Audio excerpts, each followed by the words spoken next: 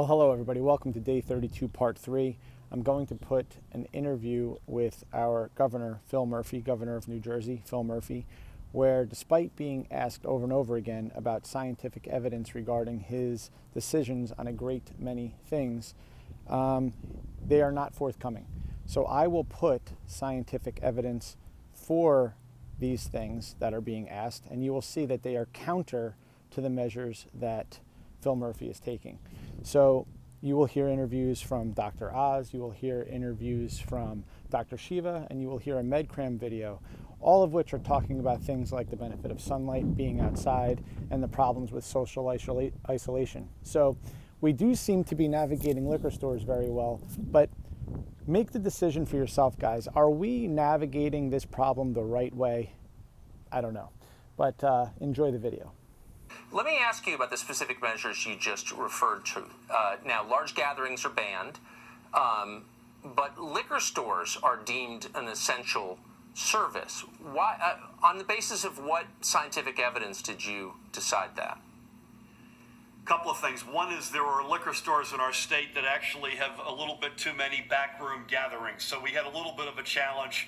We had to remind folks that liquor stores may be open, but to your point, gatherings are not allowed. We relied on a whole lot of input, reasonable input from recovery coaches, addiction coaches, and they cautioned us if we were to shutter those stores down, we'd have unintended mental health and addiction prices to pay, unintended consequences.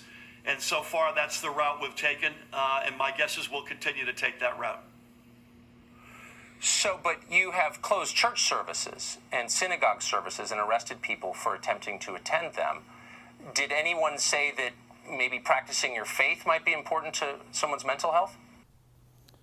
As I said in my video yesterday, I am not a religious person. I happen to be a spiritual person. I meditate every single day, but I don't go to churches or temples or synagogues. The point is, guys, that for some people, this is very important for their mental health, for their spiritual health, and of course, this is extremely important at a time like this. Now, if we can navigate liquor stores and food stores with masks on and gloves, you're telling me that we can't put 20 people into a church pew by pew with a mask on, with gloves on, where we say, okay, you go to this pew all the way to the left, you go into the next pew, but you go all the way to the right. You go in the next pew all the way to the left. Guys, we can put 30 people in there and probably give each person at least 20 feet of social distancing that way and run services in this regard, and we can do it at various times during the day. The point is, guys, there really are answers to this, and the fact that we're not asking some better questions here for the benefit of certain people who need it the most is disturbing. On what scientific basis did you decide that sitting in a church was much more dangerous than buying liquor in a liquor store? And why is buying liquor more important for the social fabric? I'm just trying to think. You're not the only governor who's done this, and I don't mean to pick on you, but I don't understand the reason. I've spoken to Cardinal Tobin, to the leaders of the Jewish community, of the Muslim community. People are at peace where we have come out there. No one's happy. Everyone wants to get back to what they think of as the norm, and who could blame them? I want to do that as well. But I don't think these are one versus the other. I think you can have both of these realities at the same time, and that's what we have in New Jersey right now. Back a couple of weeks ago, you closed state parks. Tell me why that poses a danger. And again, on what scientific basis did you make that decision?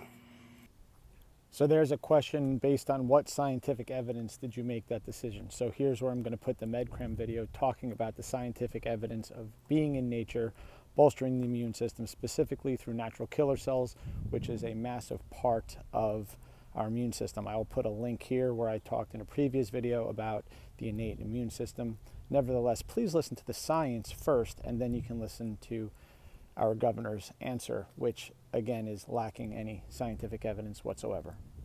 So in summary, phytoncides from the tree can increase natural killer activity, the percentage of natural killer cells, and the expression of intracellular perforin, GRAB, and GRN phytoncides in forest air may partially contribute to the increased natural killer activity in subjects visiting a forest. So why did I find this interesting? Well, the first thing, of course, is it's about the immune system. Is it possible that we are leaving our city dwellers at a disadvantage because of this reduction in their natural killer cell activity? We do notice that cities are being hit particularly hard, but that could be for other reasons because of the fact that people in cities are very close to each other. But one has to wonder. Then there's the practical aspect of it. I mean, according to that second study, you only need to do it maybe once every 7 days to get a benefit. Is there some prescription, perhaps, taking a rest once a week to go out to the forest and maybe spend some time to get the benefit of that? That might be interesting. The other aspect about this that's interesting is the social isolation that, of course, many of us are in at this point. Does this allow us to go out into the forest to get a benefit from this? Does our social isolation policy make something like this more difficult and maybe putting us at a disadvantage? It's hard to say. And how I see that third study is that there's some way of reproducing the effect of going out into the forest by vaporizing essential oils, for instance, the Hinoki cypress in this case. But do we really think it's only the Hinoki cypress that does this? Or are there other things out there in the forest that may be contributing to it? We did notice that there wasn't a precipitous drop in urinary adrenaline that we saw in that second case. So do these 3 studies change anything for you? Yeah, so Tucker, we were coming into both warm weather and big religious seasons. It was Passover first, then Easter. We've got Ramadan coming up shortly. In certain of the counties, we're beginning to close their parks. And the concern was that the folks who couldn't go to their normal park would go to another park, another county or a state park. One of the 2 most disastrous things here are we're socially distancing people and hiding them.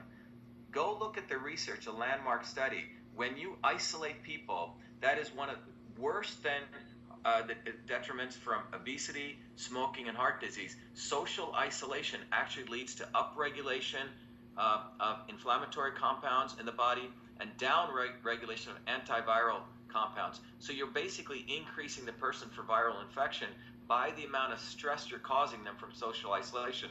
And separate from that, we're telling people not to go out in the sun, which is vitamin D. Vitamin D is an antimicrobial.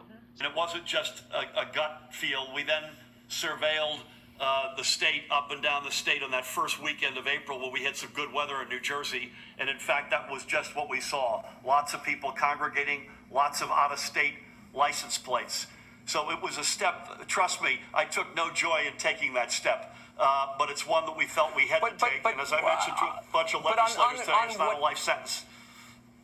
Okay, but on what basis? What scientific? Because I'm just trying to get to the science here because I assume all of us are following the lead of epidemiologists. Now, if Governor Murphy's answer to this question makes sense to you, I'm going to ask you to think again. Because knowing what we know about sunshine, knowing what we know about being in nature based on that study I just showed you guys, knowing what we know about the benefits of social connection, knowing what we know about the benefits of exercise and fresh air, yet we can go into liquor stores and navigate a liquor store knowing that liquor is the main thing that raises the most consequential thing when it comes to health in this disease, namely high ALT levels. Guys, it is fatty liver disease that we're seeing people dying of. And now we call it non-alcoholic fatty liver disease because why? Well, we already talked about why, guys. People are obese. Who's dying? It's the people who are obese. It's the people who have organs that are failing. And if you want a fast track to make sure that your organs fail, make sure you drink more liquor. Guys, there's a cognitive dissonance here, and it's time we all wake up. And we've got some of the nicest parks in the Northeast, if not the country. Again, it brings me no joy, but we felt that was the right decision to make. What's the effects of long-term confinement on people mentally and physically? Because we're all going through it. We know about a lot of things. What's the effect on us? Well, this was actually studied in Wuhan, which had the largest quarantine ever. And they had 60 million people at one point, down to 11 million, quarantined for 11 weeks, just released this week. So it's a timely question. And when they looked at the emotional and physical well-being, the number one thing they noticed over and over was depression. I mean, in a large percentage of the population, we are hardwired to be social. We're supposed to be out and about.